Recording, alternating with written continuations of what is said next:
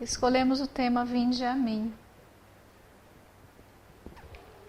que é essa passagem aqui que está em Mateus, capítulo 11, versículos 28 a 30.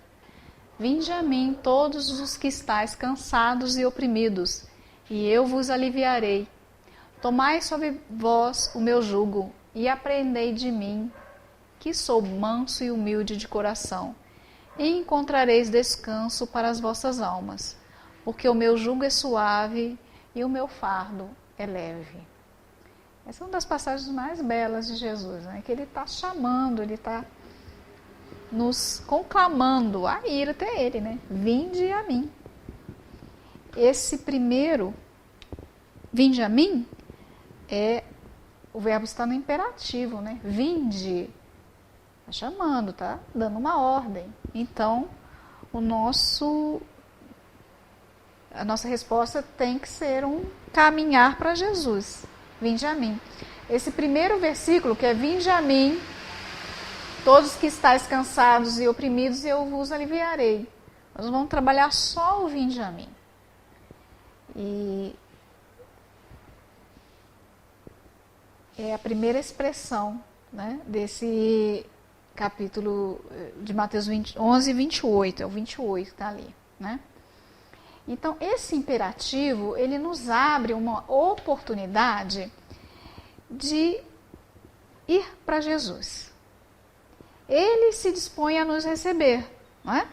E para tal, nós devemos fazer o quê? Nos mobilizar. Nós temos que nos movimentarmos em direção a esse ideal cristão. Vinde é uma ação. Devemos, então, que ela está aí representada pelo verbo vir. Ele está chamando. Vinde. Doutrinariamente, esta ação representa mais do que uma simples caminhada. Ela é um convite à transformação. É Jesus quem está chamando. É o amor quem está chamando. E quem que não quer o amor, né? Quem que não deseja o amor? Tem algum problema em ir até o amor? É um problema? E como é que eu sei que o amor está chamando? No dia a dia. Nos momentos do dia, Jesus está chamando. Jesus está dizendo, vinde a mim. Nas ocorrências diárias, é preciso ter olhos e ouvidos atentos para perceber a sua presença. Esta caminhada, ela reflete uma disposição íntima. Deve ser sempre em direção a Jesus. E ele toma para si esse compromisso, dizendo, a mim, venha a mim. É uma garantia dele. Porque no restante do versículo, ele vai falando o porquê que ele está chamando. Então, ele dá uma garantia de que estaremos caminhando para um local seguro. E como isso envolve uma tomada de posição, a escolha é individual. Necessita, então, de algumas mudanças. Sendo que esses pontos essenciais são pontos para a nossa evolução. É um chamamento de Jesus, é um convite.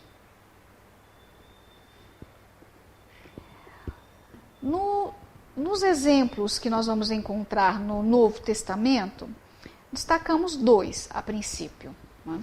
São duas histórias que se interconectam, uma se esbarra na outra. É a história de Jairo, que tem uma menina, uma filha de 12 anos, que está à beira da morte, ou, de acordo com o evangelista, uns dizem que ela já tinha acabado de morrer, outros que ela estava à beira da morte. E a outra história que se passa por Jairo, né, é a história da mulher com fluxo de sangue. Então, Jairo tem uma filha de 12 anos que está muito doente, acamada, e ele conhece Jesus, porque Jesus fazia também algumas pregações na sinagoga, e Jairo era o chefe da sinagoga. Então, ele conhecia Jesus, ele sabia do teor moral das palavras de Jesus. Então, ele sai da casa dele. Gente, Cafarnaum era uma aldeia muito pequena, poucas, assim, Você imaginar que tinham poucas casas, você não vai pensar numa Juiz de Fora de Cafarnaum, mas era um local em que todo mundo se conhecia. Então Jairo sai da casa dele, vai até a casa de Simão Pedro, onde Jesus está. Jesus está recostado, conversando, e ele chama Jesus, ele vai ao encontro de Jesus. E ele fala com Jesus, né? Vem e põe as tuas mãos sobre a minha filha. Ele fala com Jesus. É como se ele estivesse dando uma ordem para Jesus, como autoridade da sinagoga. E por que impor as mãos? Porque era coisa comum entre os profetas. Os profetas é que impunham as mãos sobre as pessoas que estavam acamadas, doentes, obsediadas, enfim. E aí Jesus imediatamente se levanta e vai caminhando com Jairo. Como Jairo era a figura mais conhecida dali, certamente as pessoas estavam abrindo espaço para Jairo passar, porque todo mundo sabia que a filha dele estava doente, ou quase à morte, ou que já tinha falecido. E nesse caminhar, alguém esbarra em Jesus, alguém toca as vestes de Jesus. Era a mulher. E Jesus diz assim, alguém me tocou porque de mim saiu uma virtude. E Pedro se espanta e diz assim, mas Senhor, só está no meio da multidão, todo mundo te esbarra, todo mundo te oprime, só quer saber quem que te esbarrou? Né? Eu falei assim, não, de mim saiu uma virtude. E eis que a mulher se revela, porque ela havia imediatamente ficado curada da sua questão, e ele olha para ela e diz, né, tua fé te salvou, tem bom ânimo. Tem bom ânimo. Vamos analisar um pouquinho essas duas histórias, rapidamente. Jairo foi até Jesus porque ele estava sofrendo, que a filha de 12 anos estava à beira da morte. É uma dor terrível, né? Perder a filha, as esperanças, está no início da vida. Então ele está sofrendo, ele vai buscar uma solução. Certamente ele tinha buscado todas as outras soluções possíveis, curandeiros, médicos, orações, jejuns, costumes da época, mas ele vai buscar Jesus porque ele está sofrendo. A mulher, primeiro, mulher não tinha valor nenhum naquela sociedade, mulher não era nem contada. Mulher que estivesse nesse período e ela estava, aliás, toda pessoa que estivesse com alguma lesão em que o sangue estivesse se esvaindo, era considerado impuro. E esta pessoa não podia tocar em nada e não podia tocar em ninguém, porque senão aquele objeto ou aquela pessoa em que ela tocasse ficava impuro também. Aí tinha que fazer um processo lá na sinagoga para ficar puro de novo, enfim. Então ela estava sofrendo com uma hemorragia há 12 anos, ou seja, mulher, discriminada, impura, não podia tocar em nada, não podia tocar em ninguém, ninguém podia tocar nela, nada. Então ela era uma pessoa que estava numa sociedade mais segregada da sociedade. Então ela havia gasto todos os seus haveres, ela tinha certamente uma condição monetária melhor, então ela gastou tudo, com tudo que ela podia para ser curada e não conseguiu. Ouviu falar de Jesus. Parece que ela nem era de Cafarnaum, era de uma outra cidade, Cesareia de Filipe. Mas ela ouviu falar de Jesus e ela tomou uma decisão de ir até Jesus. E ela foi até Jesus. E se esbreando, entre naquela multidão, se escondendo, porque ela não podia tocar ninguém. Se alguém a descobrisse ali, se alguém a reconhecesse ali, pronto. Certamente ela poderia ser apedrejada, morta até, né? Recebesse punições severas. Então ela foi se esbreando, foi lá se ajeitando e tocou só nas vestes de Jesus.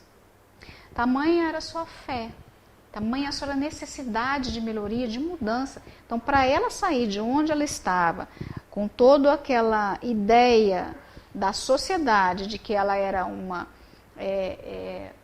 impura, para ela modificar isso tudo, ir até Jesus, teve um longo caminho aí, 12 anos. A filha de Jairo também tinha 12 anos. O 12 é considerado o número da perfeição para os judeus. Tanto é que eram 12 os apóstolos, 12 as tribos de Israel, Então, esse movimento dela também era um movimento de sofrimento. E a história segue, então Jesus fala com ela e diz assim, tem bom ânimo. Tem bom ânimo por quê? Porque tem muito mais coisa para vir aí. Vão dizer que você não devia ter saído de onde você estava. Vão dizer que você não devia ter se embrenhado no meio da multidão tocando e colocando os outros também como impuros. Vão meter a malha em você. Então tem bom ânimo. A tua fé te salvou. Né? E depois a história continua lá com Jairo. Ele vai para a casa de Jairo, outros pormenores aí, mas isso é para quem quer se estudar mais um pouco. Então, sim, são muitos detalhes em cada versículo, em cada palavra do Novo Testamento. Então, essas são as duas histórias que se conectam, são duas pessoas que pelo sofrimento vão buscar a Jesus. Voltando aqui, vinde a mim, o verbo está no imperativo, como já dissemos, né? É como se diz assim, escute, conheça a verdade, dê o primeiro passo, venha, se achegue, venha comigo, venha em direção a mim. Em todas as passagens do Evangelho, as pessoas que pretendem uma cura, elas vão se aproximando, elas vão pedir, elas vão caminhar até Jesus, enfim, elas se movimentam. E quanto a nós? Qual a direção que nós estamos tomando? Quais são os motivos que nos levam em outras direções? Fiz alguns aqui. Acomodações, hábitos milenares, os vícios, sentimentos controversos, nossos sentimentos controversos, imediatismo, né? Busca do hoje, do agora, falta de compreensão das consequências do amanhã, impulsos que se sobrepõem à razão, predominância da natureza animal sobre a espiritual, culpas, remorsos. O Dr. Alberto Almeida fala que a culpa, que o remorso, que a vida é como um rio. O rio está fluindo e o rio é o rio do amor. E nós somos um barquinho nesse rio. Quando nós deixamos nos levar pelas culpas, nós encalhamos na margem. Nós não conseguimos seguir em frente, nós estamos encalhados. E aí nós temos o sentimento do remorso, que é a culpa tóxica. Nós ficamos parados na vida. Nós não conseguimos nos conectar ao amor. Né? Então, enquanto isso ocorrer, enquanto nós estivermos em outras direções, o ser humano arrastará a canga do sofrimento nas rudes amarras do desespero.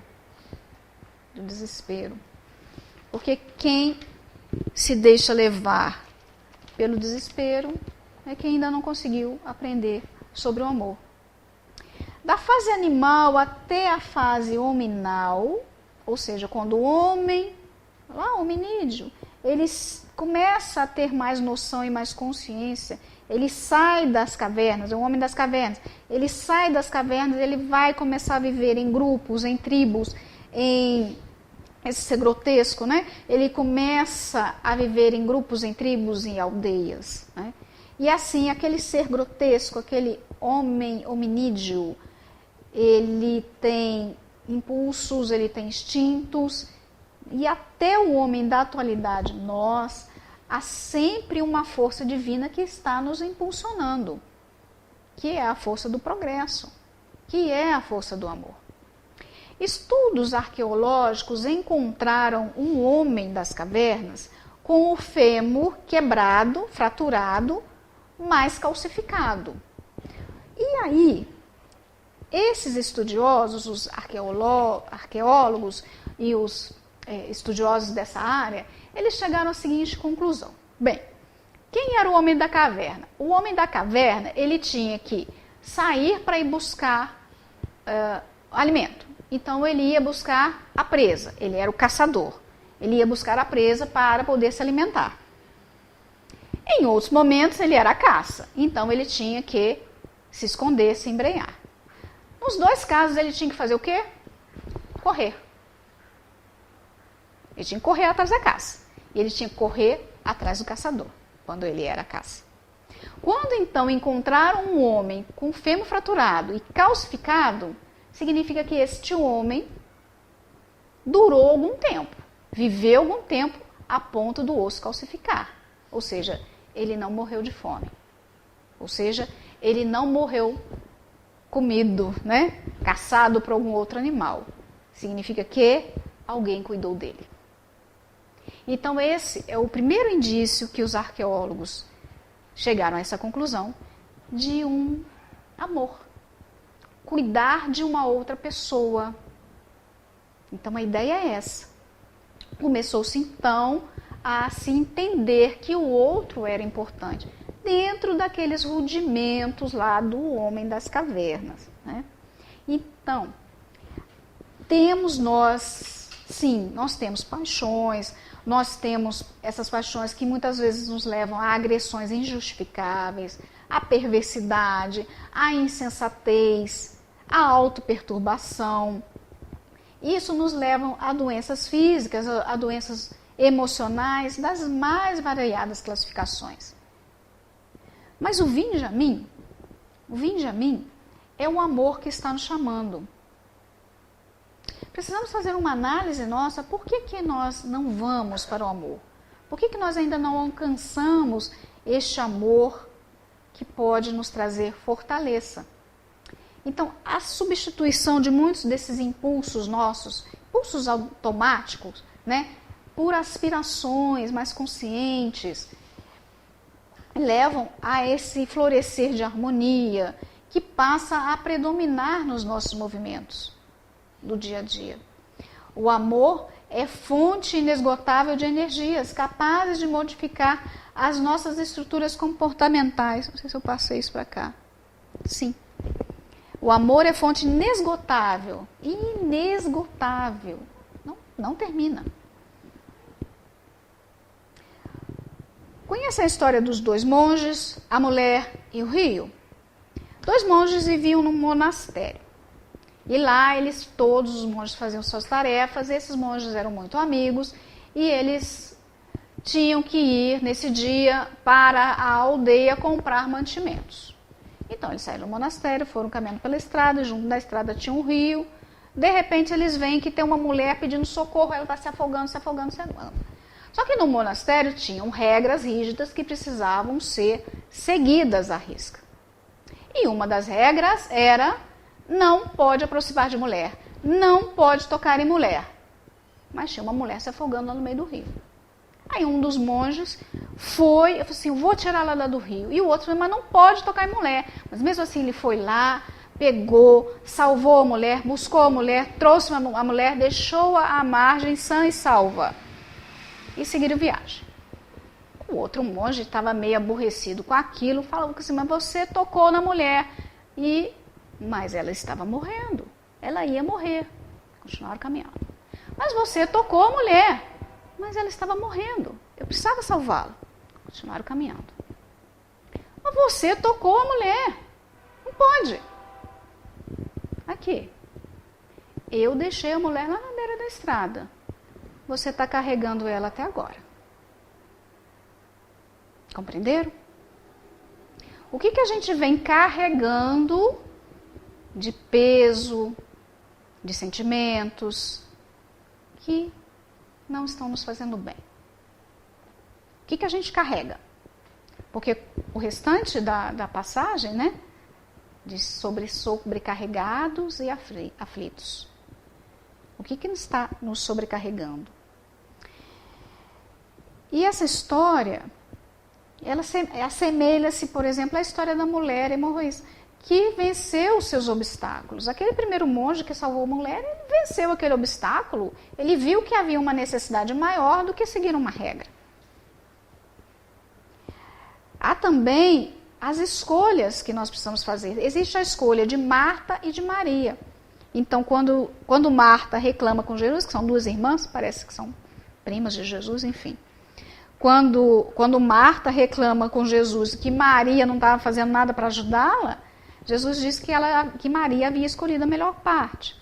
Ou seja, escutar a Jesus, ter os ouvidos abertos para escutar a palavra de Jesus. Então, precisamos sempre entender quais que são as nossas escolhas, o que elas nos trazem.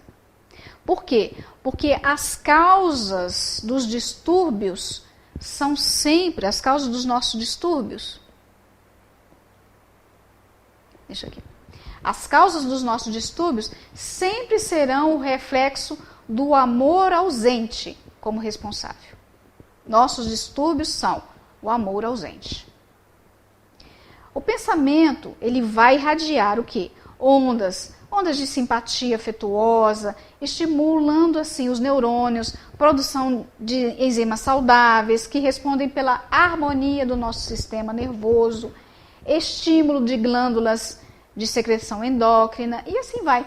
E isso vai superando as toxinas que nós já temos, porque são da natureza humana, que são responsáveis por processos degenerativos e pela deficiência imunológica.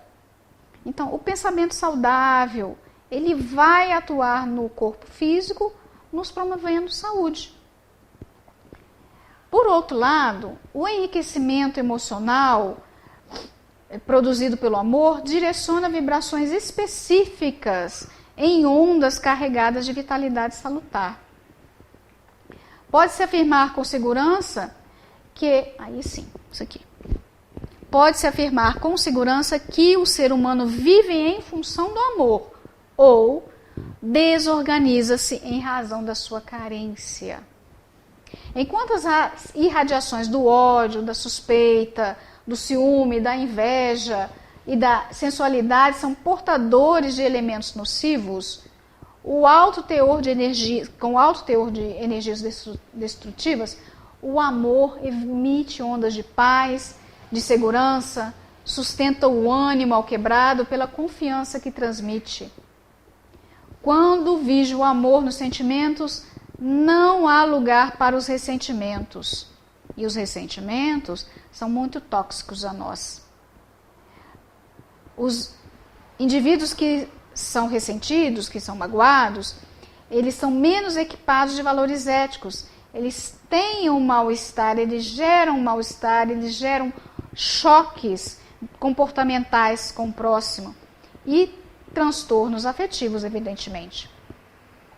Quando sucede, então, dessa forma, o ser maltratado vai se refugiando na mágoa. Ancora-se no desejo de vingança, inclusive. A raiva é uma reação que resulta de uma descarga de adrenalina na corrente sanguínea.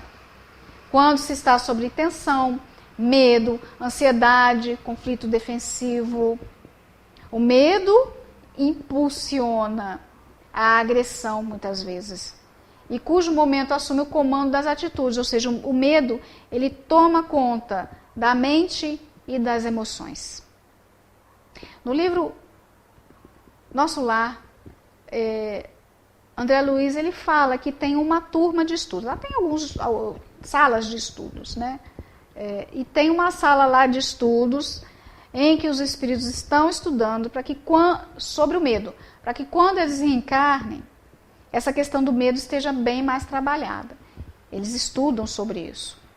Então, a criatura humana, ela vive nesses estados emocionais, né, que se alteram de acordo com as ocorrências diárias. Isso é normal.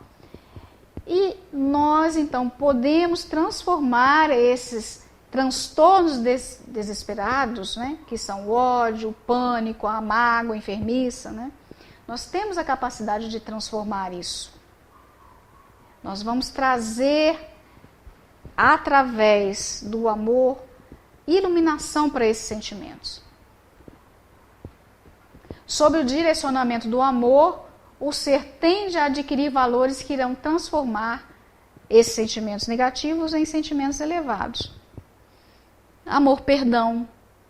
O homem maduro psicologicamente é saudável. Por isso, ama-se e perdoa-se quando se surpreende em erro, pois que percebe não ser especial ou alguém irretorquível ou irretocável. Então, o amor-perdão é um ato de gentileza que a pessoa dispensa a si mesma. a pessoa não se permite entorpecer por angústias, do desequilíbrio, nem desarticula-se emocionalmente sob a ação dos tóxicos do ódio, da raiva, do ciúme, da inveja, da mágoa. O amor liberta. Então, nesse emaranhado de conflitos que nós vivenciamos, precisamos manter o equilíbrio, tendo como norte o comportamento para decisões corretas. Quando nós buscamos a orientação pela razão, nós conseguimos dulcificar e pacificar o coração, o sentimento. Nós não extrapolamos, nós não nos tornamos algemas de nós mesmos. O amor não tem passado e não se inquieta pelo futuro. Achei isso muito interessante. E sempre vê o hoje e o agora, para tratar-se e para tratar o outro. Não há quem resista à força dinâmica do amor. Tem um livro que eu li, uma história, mas não me lembro qual que é o livro. Mas eu lembro que é uma história comum, nossa, né? É uma história nossa também. Um espírito era muito querido de uma mulher que já estava num grau evolutivo bastante elevado. Só que ele ainda estava muito amarrado, muito agarrado, muito infeliz, né, nos seus sentimentos ainda primários. Então ela pede a intervenção a um grupo de trabalhadores, para buscar este homem, esse ser que ela acompanhava na sua jornada. E me parece que ela não tinha condições de abaixar o seu nível vibratório para buscá-lo aonde ele estava, porque também é difícil para espíritos muito elevados baixar o seu padrão vibratório. Então eles buscam também a ajuda e a cooperação de amigos que possam fazer esse serviço. E aí eles buscaram esse irmão, esse espírito, e ele estava vociferando, ele estava muito zangado, ele não queria ficar ali onde eles tinham levado ele, um patamar melhor, né, onde ela pudesse alcançá-lo. E foi quando ela conseguiu se aproximar dele. E ele zangado, bravo, muito, muito zangado, né? E ela se aproximou, então teve condições de se aproximar dele e começa a conversar com ele. Em determinado momento, a força do amor dela é tanta que ela o abraça com toda aquela energia e ele chega a se entorpecer por aquela energia toda e ele então dorme, né, desmaia, vamos colocar dessa forma, né, que é quando ela consegue então resgatá-lo. Mas é a força dinâmica do amor, ninguém resiste. Então, o amor liberta. A força dinâmica do amor nos alcança, com certeza. A sua vigência é duradoura, nunca se cansando, nunca se amargurando, vibrando com vigor nos mecanismos emocionais da criatura humana. O amor é luz permanente no cérebro e paz contínua no coração. O amor não tem algema. E vamos passar então vivenciando, buscando esse amor. É uma caminhada rápida? Não é. É rápido adquirir o amor? Não. É fácil se desvencilhar de toda uma história que vem de séculos, de milênios, de automatismo? Também não. É um processo, mas desde que ele seja contínuo, é necessário para todos nós. Porque vai chegar um momento em que nós vamos encontrar o amor de plenitude. O que é o amor de plenitude? O homem sofre e se permite transtornos psicológicos porque ainda não se resolveu realmente pelo amor. Por enquanto, diz-nos, isso aqui quem diz é Joana de Ângeles, tá? Sintonizas com as províncias de sombra, por onde transitastes, e já deverias ter te libertado da sua presença, das sombras. Eu já devia ter se libertado disso aí. Aí vem aquela frase, aquela história, né? Cada um no seu tempo, cada um no seu despertar. Nós estamos virando aí uma era vindo, uma nova era de regeneração, e não tem muito mais tempo para perder, não. A nossa evolução agora precisa ser uma evolução com pressa. Precisamos ter mais pressa e deixarmos esses sentimentos, e iluminar esses sentimentos sombrios em nós. Iluminar, é deixar, eles existem. Então, iluminar. Eu estou com raiva. Então, vamos ver o que é raiva. Estuda o que é raiva. Eu estou magoada. Estuda o que é raiva, o que é mágoa. Vamos estudar, vamos compreender. Vamos iluminar as sombras que existem em nós. O vinde a mim necessita que a gente se desapegue desses sentimentos. Então, por enquanto, a gente sintoniza com o nosso lado sombrio ainda. Ainda temos muito que caminhar, mas não podemos parar e temos que nos apressar, né? Então, libertando-se dos instintos básicos, que ainda podem estar em predomínio em nós, o ser avança degrau a degrau na escala do progresso. A lei do progresso é para todos e ela chega para todos. E aí o ser se enriquece de estímulos que o levam a amar sem cessar, para alcançar o amor em plenitude. Nós possuímos, então, recursos inimagináveis que estão em germe na nossa alma, aguardando os estímulos. No Novo Testamento existe uma palavra que algumas vezes é citada em alguns evangelistas. Eles dizem sobre um vale que é o da Geena, que é o Vale dos Infernos. O que é isso? Geograficamente, é um lugar em Jerusalém. É um lugar mais abaixo, não é?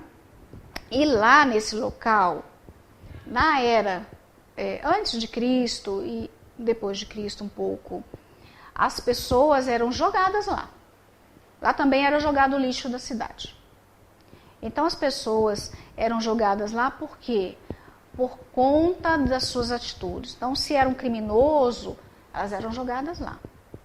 Se tinha muita perversidade, elas eram jogadas lá. Elas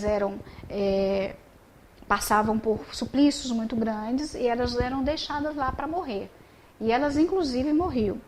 Lá, em uma certa época, tinha a adoração a um determinado Deus, em que os pais levavam os filhos e os filhos eram sacrificados, os animais eram sacrificados, os filhos eram sacrificados, eles eram queimados, inclusive, em nome do tal Deus lá, muito antes de Jesus, né? E esse local era então chamado de inferno, ou a palavra era Geena, as Geenas, né? Quando a gente fala aqui de sombra, quando a gente vai analisar isso num patamar um pouco mais elevado, deixando a parte material, nós vamos encontrar esse local que é o local do inferno. Que local é esse? É o local das nossas sombras. Lá no início, quando falamos acerca das culpas, quando falamos acerca do remorso, psicologicamente, é esse o local que estamos dizendo. É um local de inferno. É um local da perturbação mental. É um local em que quando a gente faz alguma coisa errada e a gente se apercebe que fez essa coisa errada, a gente fica se martirizando. Mas quando a gente começa a se amar, a gente lembra do amor-perdão. E a gente vê que é um ser falível e que o erro é apenas uma parte do aprendizado da vida. Então, eu queria trazer isso para vocês. Nesse local físico, lá em Jerusalém, disse que foi para lá que Judas foi buscar a árvore onde ele cometeu o suicídio. E era para lá que as pessoas que se sentiam, que eram condenadas, eram martirizadas. Então, psicologicamente, parece que a gente vem trazendo isso, né, no nosso lado psicológico, na nossa sombra, na nossa culpa, no nosso remorso. Então, essa síntese proposta por Jesus em torno do amor é a mais bela de todas as psicologias que a gente conhece. Ele disse amar a Deus sobre todas as coisas e ao próximo como a si mesmo. É uma trilogia e a gente não vai conseguir entender isso de forma separada. Mas a gente vai fazer um processo, a gente faz um processo. Então, como é que eu vou amar a Deus? Então diz assim, como é que eu vou amar ao absoluto, que eu não tenho essa compreensão, o cérebro não compreende, não alcança essa compreensão, essa dimensão de Deus. Então, como é que eu amo o próximo? O próximo está me fazendo mal, como é que eu amo o próximo? E aí você chega no amar-se a si mesmo. Então, como eu amo a mim mesmo? Naquele amor perdão. Eu começo naquele amor perdão. Eu começo a me compreender. Eu começo neste caminho, amando a mim. Porque eu não consigo amar o outro se eu não amo a mim. Porque eu vou cometer erros com o outro se eu não amar a mim, né? Eu preciso entender. Mas não é um amor egoísta. Isso é diferente. Não é o egoísmo. Não pode se confundir o amor, não se pode confundir o amor com egoísmo. É preciso entender, porque o amor é o Cristo em nós. E o Cristo está em nós, poderoso, e nós o mantemos manietado. Nós não damos ação a ele. Joana de Anjos fala que deixa-o espraiar-se através de ti. Jesus é harmonia e tu estás em desequilíbrio. É amor e tu és carência. É claridade e tu és sombra. É vida e tu te debate nos grilhões da morte. Olha se eu passei isso. Isso aí. Jesus é harmonia e tu estás desequilibrado. É amor e tu és carência. É claridade e tu és sombra. É vida e tu te debates nos grilhões da morte. Então, qualquer desses outros sentimentos que são tóxicos, que nos fazem mal, são os grilhões da morte, porque Jesus é vida. Então, com Ele agindo por nós, teremos decisões firmes de afastar os pensamentos doentios. Ante a impossibilidade do homem amar a Deus, então, em plenitude, nós vamos encontrar esse amor em nós, para que ele se reflita no amor ao próximo, que é uma decorrência natural do alto amor. Já que quando eu me amo, eu amo o próximo. E assim eu vou aprender a amar a Deus. Não tem outro caminho. Por todas as emoções, o amor será o responsável por todos os atos de amor. Então, diante, portanto, de qualquer situação, é necessário amar. Desamado, se deve amar. Perseguido, é preciso amar. Odiado, torna-se indispensável amar. Algemado a qualquer paixão dissolvente, a libertação vem através do amor. Quando se ama, se é livre. Quando se ama, se é saudável. Quando se ama, se desperta para a plenitude. Quando se ama, se rompem as couraças e os anéis que envolvem o corpo, e o espírito se movimenta, produzindo vida e renovação interior. O amor é luz na escuridão dos sentimentos tumultuados, apontando o rumo. O amor é bênção que luariza as dores morais. O amor produz paz. O amor é estímulo permanente. Somente, portanto, através do amor é que o ser humano alcança as cumeadas da evolução, transformando as aspirações em realidades que movimenta na direção do bem geral. Desse modo, através do amor, imbatível amor, o ser se espiritualiza e avança na direção do infinito, plenamente realizado, totalmente saudável, portanto feliz. Vinde a mim, disse Jesus. É o caminho certo e seguro. É muito doce escutar o vinde a mim. Entretanto, para falar com verdade, já consegues ir? É um texto de Emmanuel, que está no livro Fonte Viva. Já consegues ir? Eu agradeço muito. Muita paz a todos.